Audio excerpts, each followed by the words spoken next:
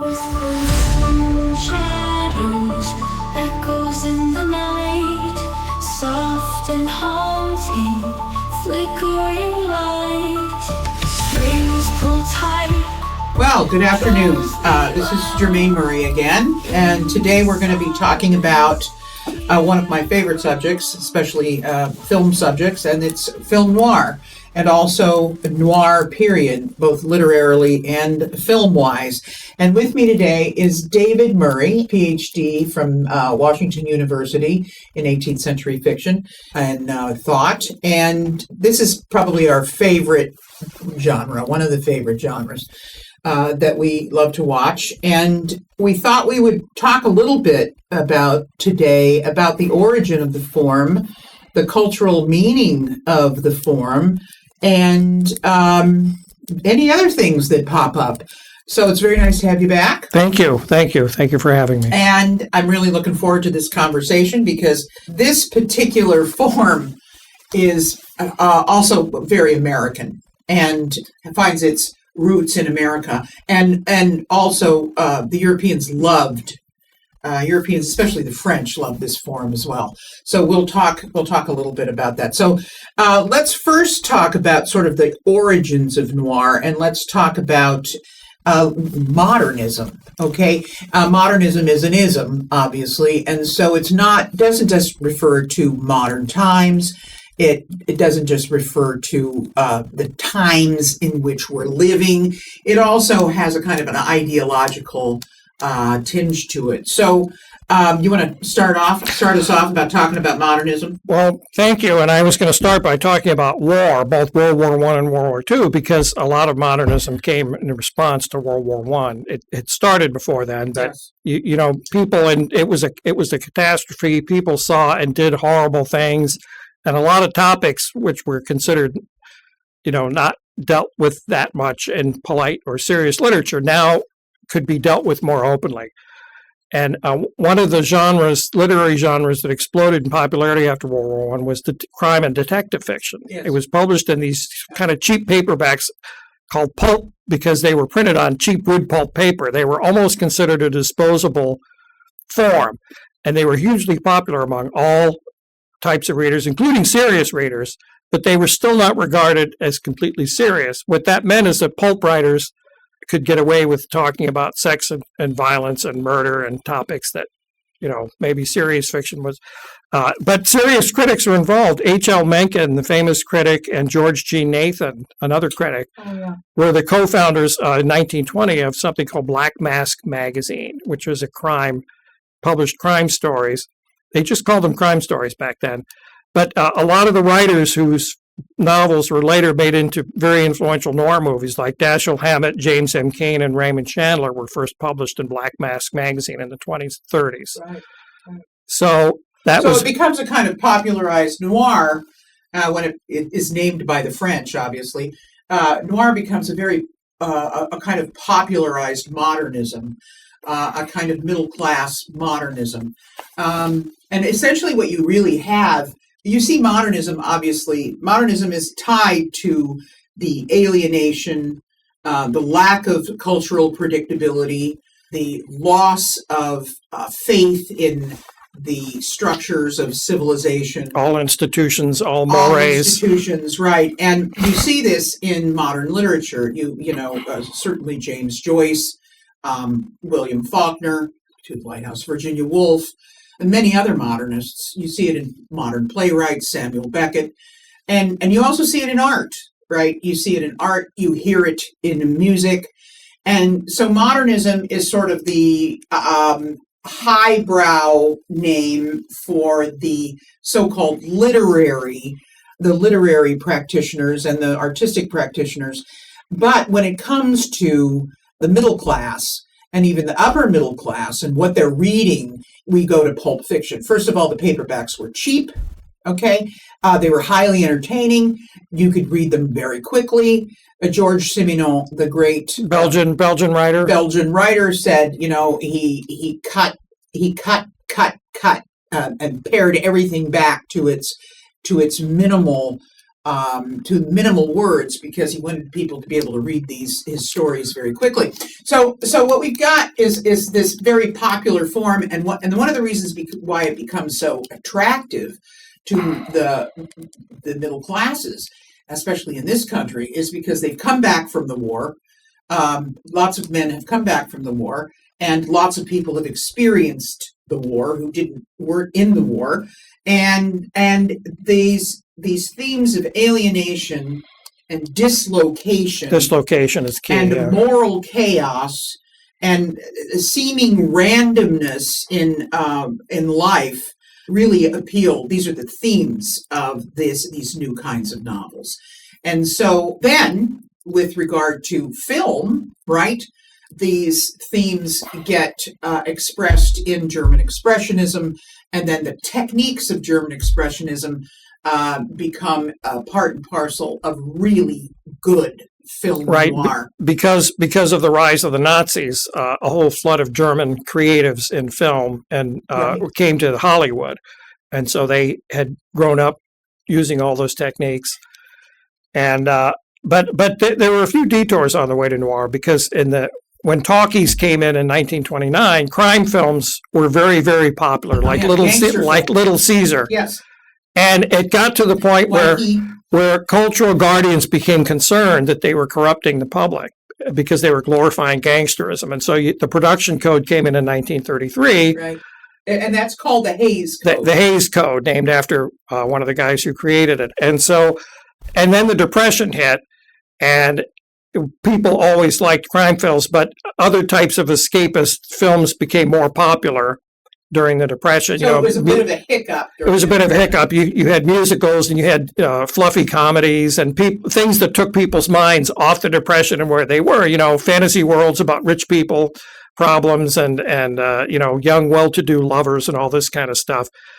And lavish musicals kind of took the ascendancy. But during and after World War II, crime films started to be made that were much darker, and many of them were based on the novels of these three people I mentioned earlier. Dashiell Hammett is really one of the major founders. Raymond Chandler, the wonderful noir writer and screenwriter, believed that Hammett was really the originator of the form in many ways. And Hammett, and he had I had forgotten this until I was updating myself the other day. So Hammett wrote essentially, production of novels happened really between 1927 and 1934. So that isn't a very long time to have such a major influence on not only a literary form, but a form that is coming, but the film version of noir. And so Hammett, let's just talk a little bit about Hammett and how important he was. He wrote the famous Thin Man series, right? And which becomes one of the most popular crime fiction, detective fiction. I wouldn't actually call the way that they're created in film, with William Powell and Merlin Olsen. Not exactly noir. I don't think it's noir at all. I think it's very much cleaned up from the original books, because Nick has got a drinking problem. Now you see it in the film. This is the husband and wife detecting team. Yeah, right. For those of you who haven't read the novels. Yeah. So they're very well. The movies are very well worth watching, by the way. But Hammett also wrote other novels, which were really the pessimistic. They call it the hard-boiled school, and it was very closely related to newspaper reporting. I think wasn't Dashiell Hammett himself a reporter? Absolutely. So was James M. Cain. James M. Cain was a crime reporter. So was Chandler. And they were all reporters. And so there's a direct connection between their kind of very terse newspaper type style with no description, just dialogue and action, and then what Hemingway was doing at the same time. Yeah, so you have this, I often talk about this in class when I teach it, but you have this double tier. Incidentally, people like Hemingway. Hemingway was popular and he was selling. And he was a reporter also. And he was also a reporter, absolutely. But pulp fiction is much more popular than Virginia Woolf. Yeah. And pulp fiction is much more popular than even Hemingway, who was quite marvelous, and I still love Hemingway. And because it was accused of not being very literary, I think that is completely false, but that's just me. I think James M. Cain is very literary. I think Raymond Chandler is very literary. And I also frequently make this observation. The pop culture is worth paying attention to because I think I've said this in another podcast. I think Nosferatu and the Ghost Story. Pop culture is worth paying attention to because it's often a bellwether. It's raising red flags about the state of the culture. And some of these novels are beautifully written and also cleverly written. So I just wanted to make that point about these two tiers of the highbrow and what was considered the lowbrow. So then World War II happens, and a lot of these people who've been writing and pulp fiction, in the 20s and 30s, their novels now get made into films, and at that time, movies were the main form of popular entertainment, and they often had double features where they'd have a prestige movie and then a so-called B movie, which was cheaper to produce.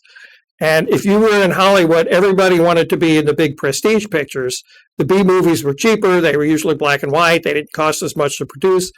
But to compensate for that, they were sometimes allowed to deal with topics that were approaching the line of the Hays Code: sex, violence, gangsterism. You could hint about things like prostitution, relativism, and the sense of dislocation, pornography. Now, film noir, the term was invented after the war, because what happened is that during the war, the French were occupied and American films were not allowed to be seen. After the war, they got the whole flood of all these crime films that the Americans had been producing, and they were just blown away. And a French critic named Nino Frank coined the term film noir because he saw all these American films at once, and so the French critics became the ones who interpreted this to the world, and the Americans said, it became a global American brand. So typical, isn't it? Because the French were the first to really recognize the greatness of Poe, Edgar Allan Poe, as well, and to interpret Poe for the world as well.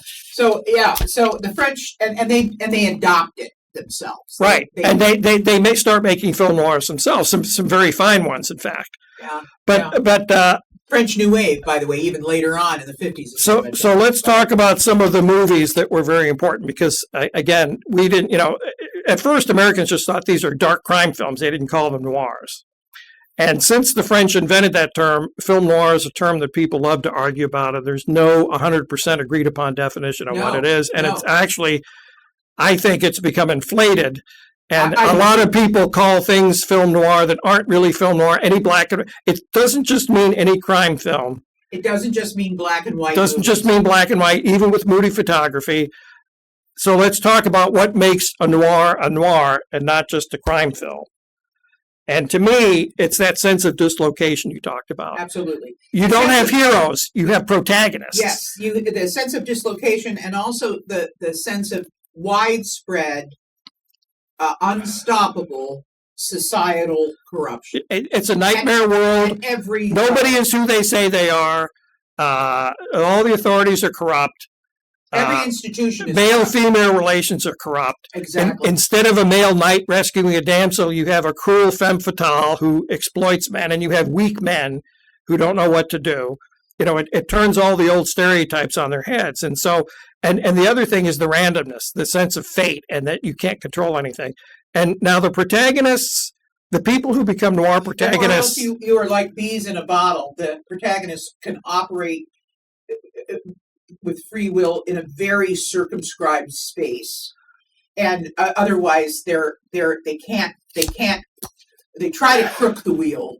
Well, you can become a protagonist either for your own bad choice, or it can just happen to you. There's a film called Impact, where a successful rich industrialist, his wife plots to murder him. Brian Donlevy, is it? Brian Donlevy. He gets hit on the head and he becomes amnesiac, and the guy who's going to kill him dies instead in an accident. And so it's that sense of dislocation expressed through that plot point that he has amnesia. He realizes that everything that he's ever thought was real has been completely taken away from so he did nothing wrong, and yet he's thrown into this nightmare world. Right. But it can also be a wrong choice that you made. one of the most famous noirs that came out in 1944 is called Double Indemnity, and it's about a crooked insurance salesman who plots with a woman to murder her husband for the insurance money, based on a real case that James M. Cain covered in the courtroom that was notorious. And so then and if you watch I'm not going to give away the film, but if you watch it, he talks about how he's in this nightmare world of where everything is in question, because of his own. And this nightmare world exists alongside the normal everyday sunlit world. So you can be dragged into it or you can step into it. But how you react is up to you. You do have free choice. But one of the things that make people part of this world is they stop believing they have choice. They think it's all fate. Right. They think it's all fate and that they don't have any choice. And Cain is boy, he really brings the darkness in. The French absolutely love James M. Cain. I don't think many people Americans remember James M. Cain, but the French absolutely loved him. And I think all of his major books were made into films. Mildred Pierce, some of you might recognize that name. And of course, Double Indemnity. The Postman Always Rings Twice. Always Rings Twice. And it's a dark world. Everyone's motives are suspect. Everyone in some way, every character in some way is morally compromised. Including the protagonist. Including the protagonist. People cannot discern what is real and what is false, or what is true and what is false. And so that's why the French absolutely loved him. Cain really defines that period between the wars, World War I and World War II. That disillusionment. We often think, because if you realize it, it was only 20 some years between World War I and World War II, and the world was not able to unpack what that First World War meant. There was a delayed reaction because you had all these other things happen. You had the boom, the economic boom in America in the 20s. Then you had the Depression. Then you had the Depression. You had the build up to World War II. This is all within 20 years. You had the rise of fascism. You had wars in Spain and Ethiopia, and Japan and China were at war. So it was a very uncertain world. Oh, very uncertain. And the League of Nations was totally ineffective. Right. Couldn't do anything about it. So all the global authorities were weak and corrupt, or seen to be so. Well, Raymond Chandler says this about all noir stories contain the smell of fear. Okay. And he also says their characters live in a world gone wrong, a world in which long before the atom bomb, this is good, right, civilization had created the machinery for its own destruction and was learning to use it with all the moronic delight of a gangster trying out his first machine gun. That's a really great quote because it's connecting those gangster films to the development of noir. He saw it. The law was something to be manipulated for profit and power. The streets were dark with something more than night. So to me, that sense of dislocation is what defines noir, not the fact that it has detectives or even femme fatales or the black and white photography that the German expressionist film photography that they use is just a tool for showing that. It's right. Not the essence of noir, because you have films that use that aren't noir. Well, what you have too during this time is the techniques of filmmaking, which were invented by the German expressionists. The whole grayscale, the lighting techniques, the perspective techniques, all of those things are brought to bear on film noir in order to show, and probably I think one of the best examples of everything that I've just said is Orson Welles' Touch of Evil. Oh, that some people consider that the last true noir. Yeah. It was made in 1958. It's an incredible movie because not only the sound, the musical soundtrack, the way the film is shot, the lighting, everything works together to define really what noir is. And it describes a complete moment of, or situation of chaos on the border of the United States, it's such a relevant movie to our time, by the way. I just had to mention. So two of the during the war, two of the movies that made noir really popular before it was even named were The Maltese Falcon and The Big Sleep, both starring Humphrey Bogart. Maltese Falcon was based on a Dashiell Hammett novel. Well, it was made before John Huston remade the Right. It had been made in the 30s, Yeah. another version, and it's with Ricardo Cortez, and it's a very different style. It's very different. It's good, but the bogey one is much better. Yeah. And so You also have in noir too. I think you have two kinds of investigators. On the one hand, you have one that those who seem to possess some form of moral superiority, like Philip Marlowe, and he's not what I would call really morally superior, but he does have a particular kind of code, which, by the way, analogizes to Hemingway's Code Hero. He has a particular code. Philip Marlowe refuses. He stays loyal to his clients. He stays loyal to people like himself. Sam Spade does too in The Maltese Falcon. And there are certain lines he will not cross. But it's completely self-created. Right. It's one of the reactions to a world in moral chaos is that you try to find some kind of code for yourself, but it's not related to any of society's certainties. It's something you create for yourself. And there's even a Dashiell Hammett novel called The Glass Key, right, which is all about the loyalty of a political fixer to his corrupt politician boss in spite of everything. In spite of everything. It's a kind of a blind loyalty because that's the only fixed thing he has in his life. Right. Well, then you also have, I was going to finish my thought too. You also have the protagonist, the noir protagonist, who is essentially corrupt. Right. And he enters into a scene of disorder, and he too has anarchic tendencies. And he has a great capacity for violence. By the way, this goes for both men and women. Yes. Well, I'm glad you raised that because some critics initially thought that the so-called femme fatale was a necessary part of noir, and they asked, "Can you have a female noir protagonist?" You absolutely can. Of course. Fritz Lang, the German immigrant director who made a bunch of successful noirs, had a whole series that the critics called newspaper noirs, which were noirs not necessarily about the police, but about the corruption in the media at the time. And one of them is called the Blue Gardenia, which is about a woman who gets trapped in this noir world because her fiance breaks off with her by mail. This is with Anne Baxter. With Anne Baxter. And Bill Conti. And she goes out on a date with somebody she shouldn't. The guy winds up dead, and she's blamed. Well, the guy actually tries to sexually assault her, and she thinks she wakes up and he's dead. Right. And it's an incredible movie, but she's caught in this dislocated, and she's caught also, what it depicts is the media, which tries to further abuse her. But she's very much a noir protagonist. So you don't need noir films often are about crime and detectives, but you don't need to have them to have a noir. There's another film that's one of my favorites that is not so much a favorite of yours called Nightmare Alley, which is about a carnival. It was just remade. It was just remade.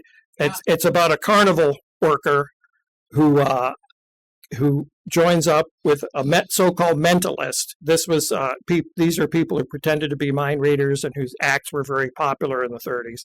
And he becomes a big-time mentalist on the nightclub circuit. And the point of Nightmare Alley, which was based on a novel, is that all of American society is a gigantic con game. Right.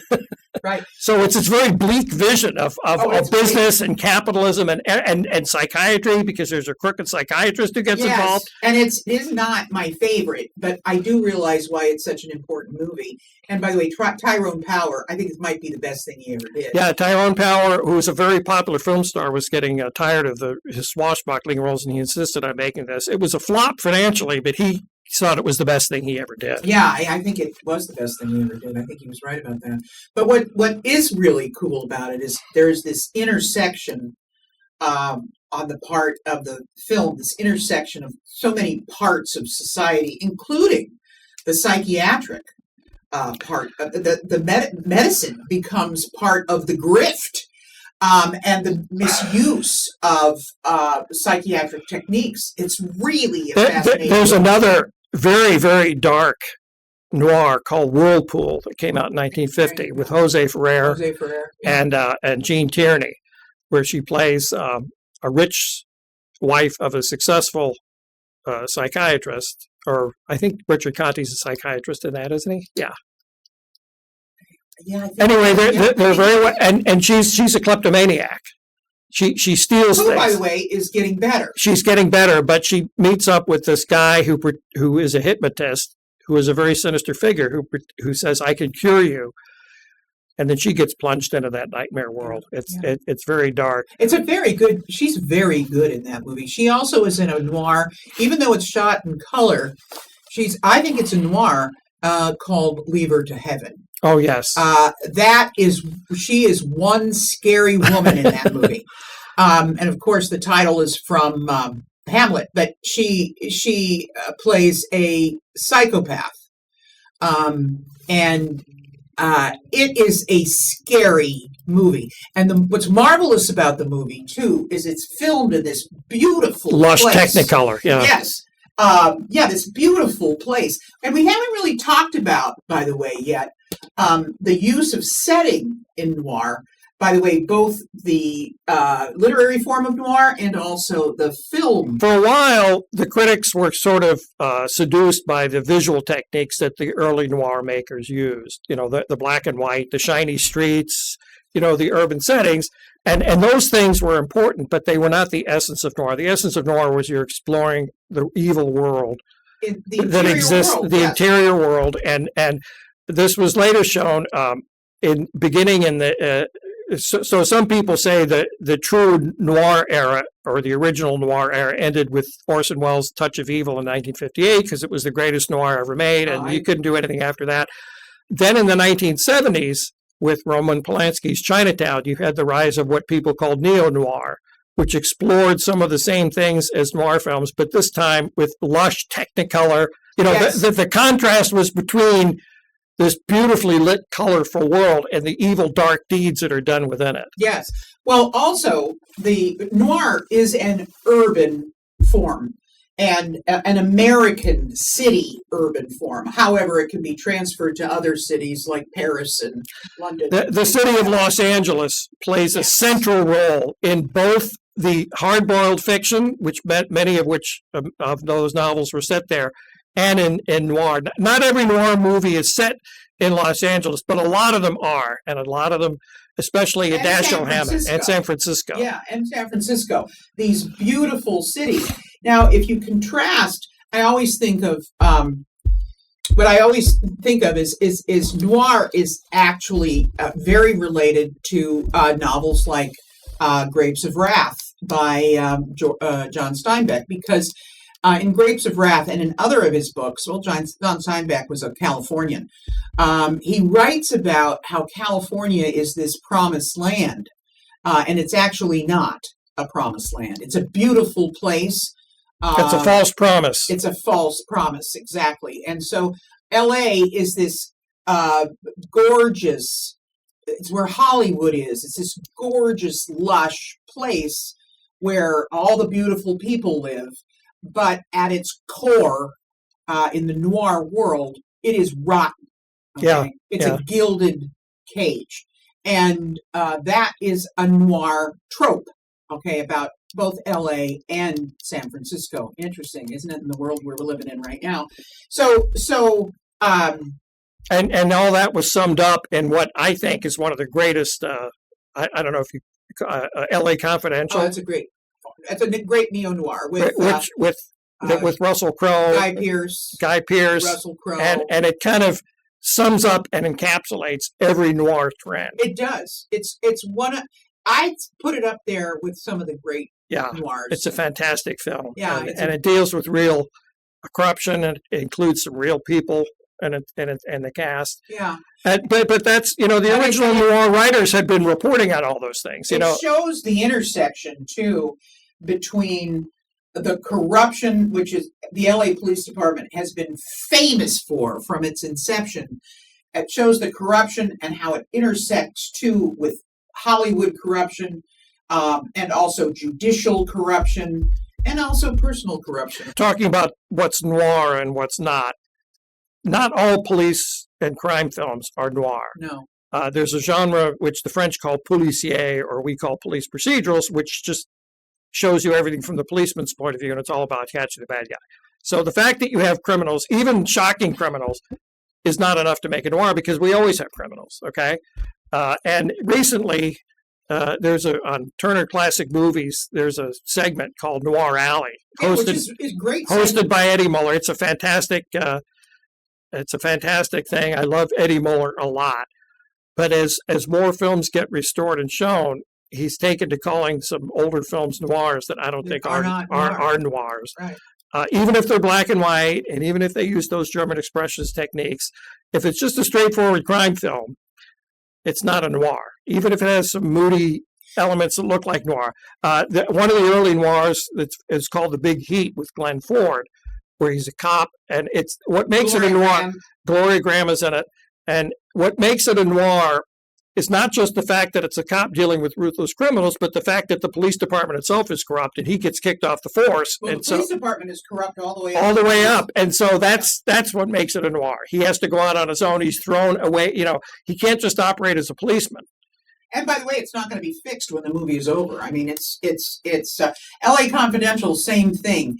L.A. Confidential is so you got to watch this movie if you guys haven't watched this movie.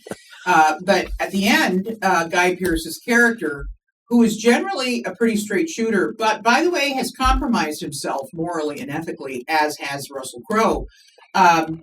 He knows what's right. He knows what should be done, but he still is sort of playing the system even by the end of the movie, and that is the world of noir. And so victories are temporary. The issue in noir has got to be what makes it a noir is the dislocation, the disillusionment, and the moral corruption, which is so deep and which can't be eradicated by a happy ending. There's no happy ending. There's no happy ending. There's very little procedural justice.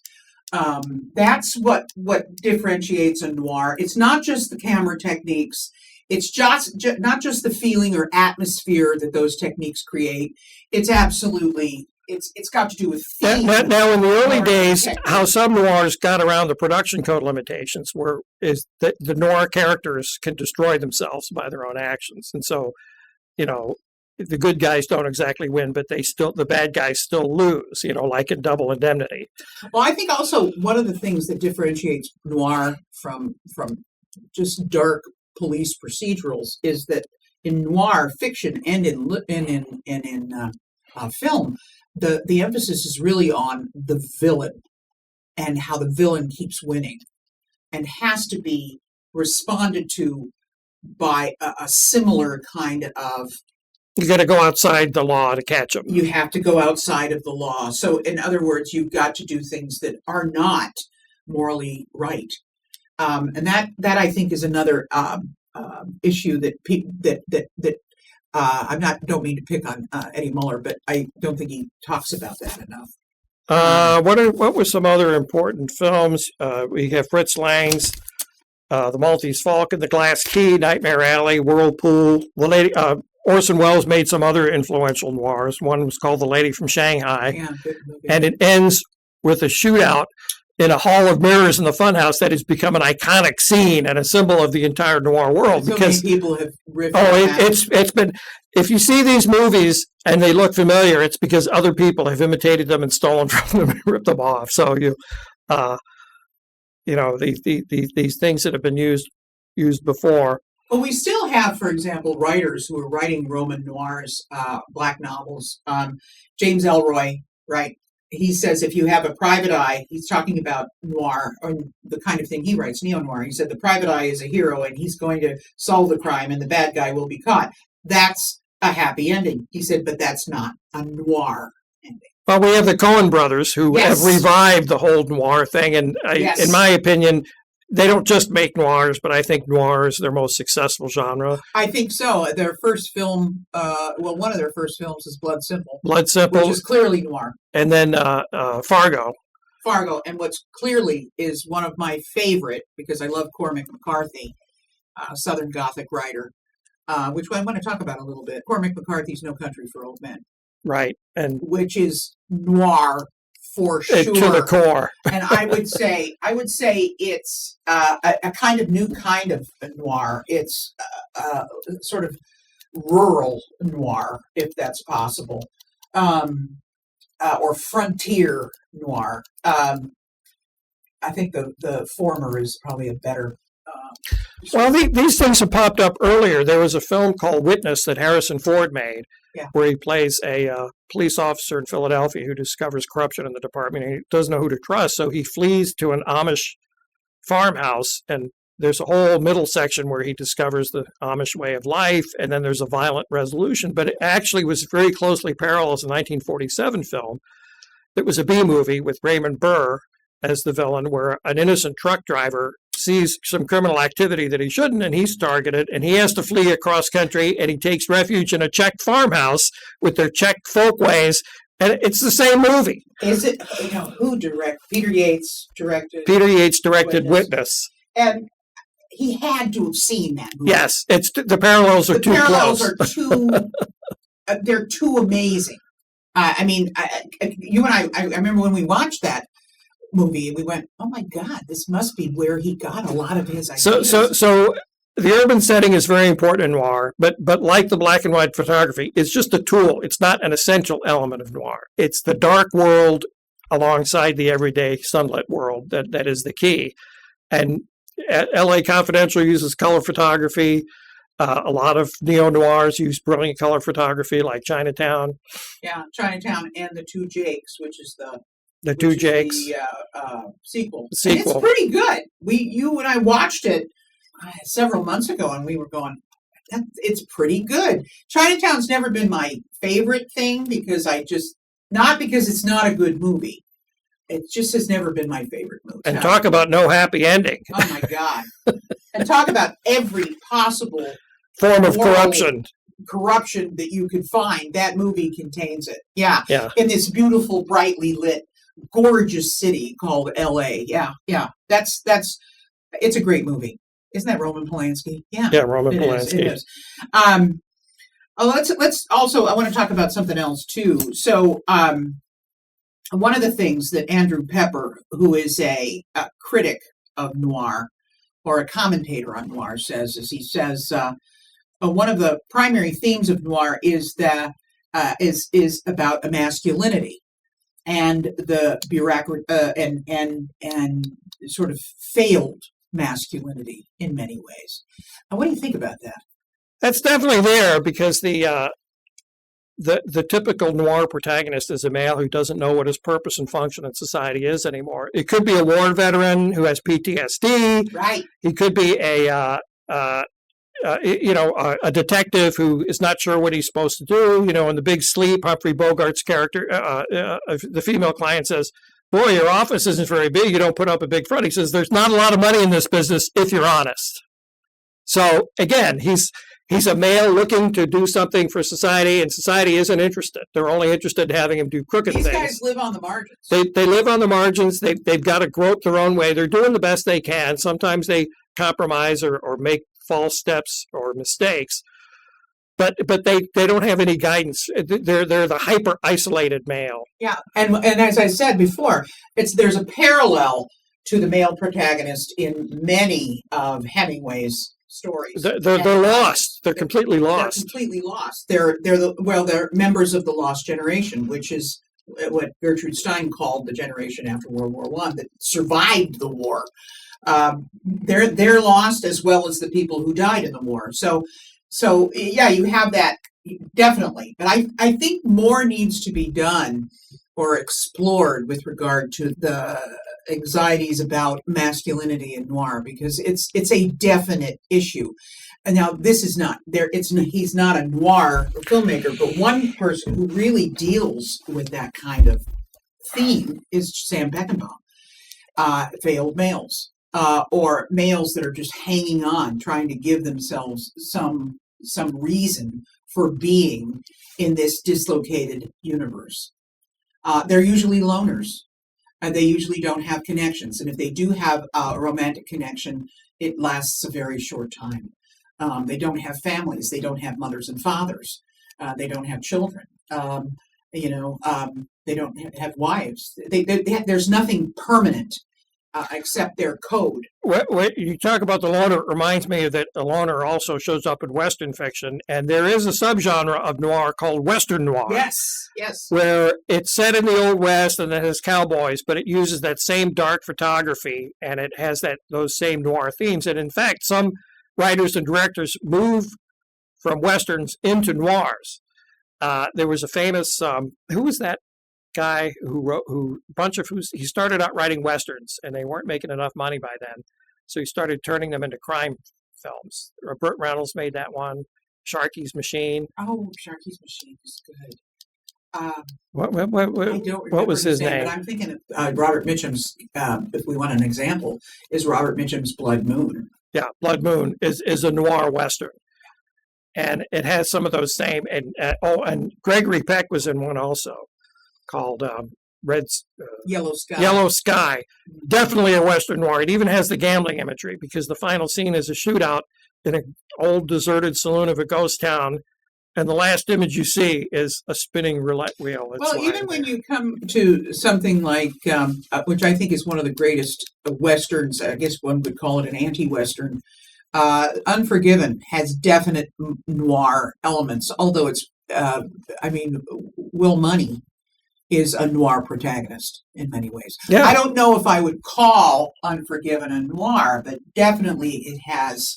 the borders are fuzzy, and they're not agreed upon, which is why it's so fun to talk about. It's because people can have all kinds of disagreements about that, and it can help clarify your thinking about what is a noir and what isn't, and what's not. There's another kind of theme that we haven't talked about a lot, and that Andrew Pepper maintains is very prominent in noir, and that's a fascination with the grotesque and a flirtation too with the rejection of pop psychology.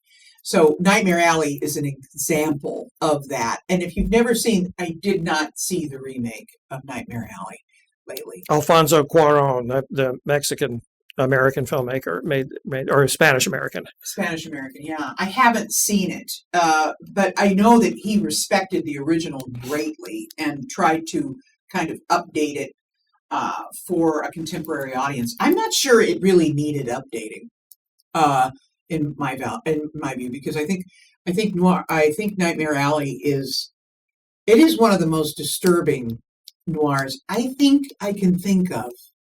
Yeah, it's very bleak. There's no way out. There's no way out of this giant con game that American society has become in the novel of this, the view of this novel. What he does do, and I appreciated this, and I watched some trailers of it. I haven't seen the entire film, and we probably should do that. But what he does do is the lush color photography, and of course the original is black and white. Black and white, right? But the fascination with the grotesque, and also with sort of the inversion of basic decency. That is also the noir world. Abnormality becomes normal. Alfred Hitchcock reprehensible becomes normalized. Alfred Hitchcock made some noirs, and he was, like many thinkers were in the mid-20th century, he was fascinated by the ideas of Freud and worked them into some of his films. Yeah, he did. You mean like Spellbound? Spellbound and Psycho even. Psycho, yeah. The ending is all Freud, right? Yeah. Would you call Psycho No, I don't think I would. I wouldn't. It's more of a shock horror film. Yeah, I think so too. I think it's a horror film.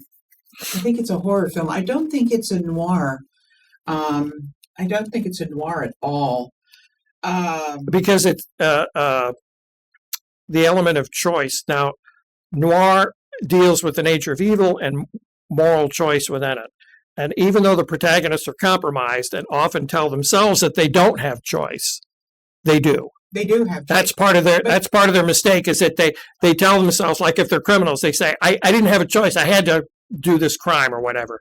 Or the protagonist says, I had to react in this illegal way. I didn't have a choice. But they do have a choice. Well, it's interesting to know, too, if you're just going to look at motifs and things like that in noir fiction and also in noir film noir, the motifs that abound and images that abound in these movies are images of chance. Gambling, games of chance. By the way, the insurance business. The insurance in double indemnity. Yes. So it's not just the fact that he's tempted by this woman. The wheel. He says, it made me think about something that I've been thinking about for a long time already, which is that we're always trying to catch the insurance cheats, and it's like the guy in the casino. He wants to see if he can crook the wheel. What if I could crook the wheel? Yeah. So he brought his corruption with him. It wasn't given to him by the woman. He already had that within him.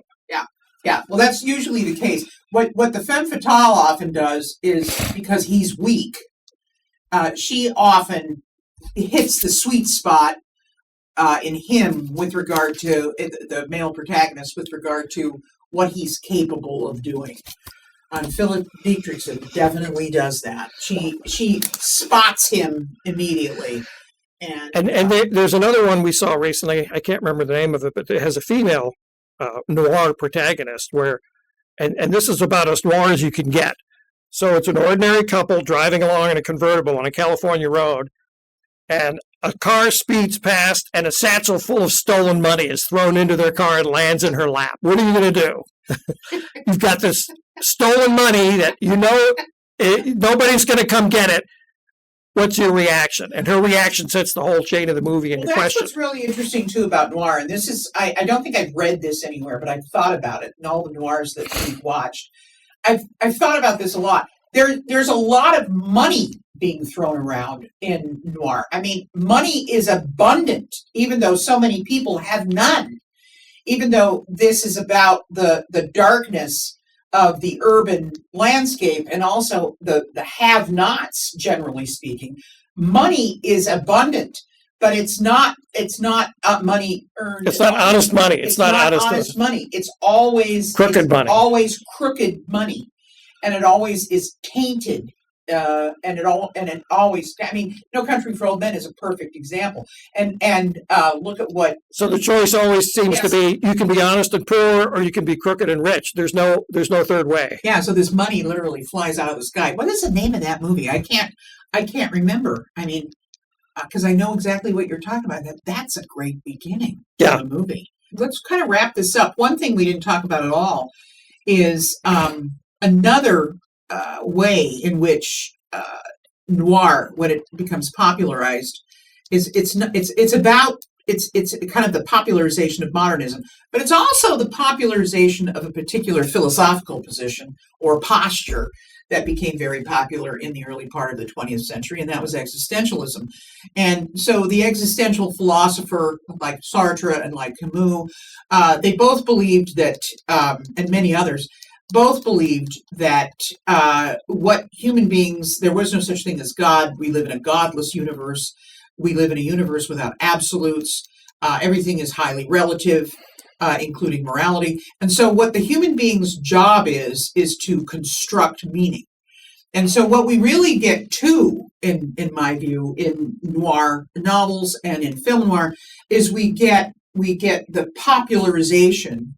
When people say that ideas don't have consequences, they're completely wrong, because what we get is the popularization of really atheistic existentialism and the idea that these noir protagonists, male or female, they have to construct their own meaning, and that explains, by the way, the dislocated world in which we're living. Well, and the fact that you do have these isolated male protagonists, it's an indictment of society, because they're not supposed to be like that. Society is supposed to have structure and give them some guidance and give them a meaning and a purpose. So it's not their fault if society has failed. They are supposed to have a place in society, for sure. Yeah, absolutely. And speaking of existentialism, there's one perfect existentialist film. I don't know if it's a noir, but the French made it, and it's called The Wages of Fear. Yes. That perfectly. I'm not sure if it's a noir either. I don't think it's a noir, but I'll set it up for you. It's about a mining operation in Central America that's run by a French firm. And there's a landslide that's washed out a road, and they need to deliver a truckload of nitroglycerin to the mine. And it's highly dangerous work, because if you make a wrong move, the whole truckload could blow up. And so they hire this driver to drive it, and he goes through all these adventures. It was remade by William Friedkin and called Sorcerer. Sorcerer, right. But it's the perfect existentialist view of life. You're driving this precarious truck along the road. Death could come at any minute, whether you do the right thing or not. Everything is random. Everything is, why are you doing it? It's not just for the money. No. You don't know why you're doing it. Well, again, you're talking about those men driving the truck Right. in, what's the name of the movie again? Uh, Yves Montand. the French movie. The Wages of Fear. The Wages Yeah. of Fear. They just continue on not really knowing why it is that they're doing it, only knowing that they want to complete the job. Right. And they want to do it right, whatever that means. So I wanted to just mention that because there's, again, in popular culture, frequently there's a trickle down from, philosophical highbrow theories that trickle down into the popular culture. And by the way, not just trickle down, they're connected in some way with Noir was connected with real problems and real.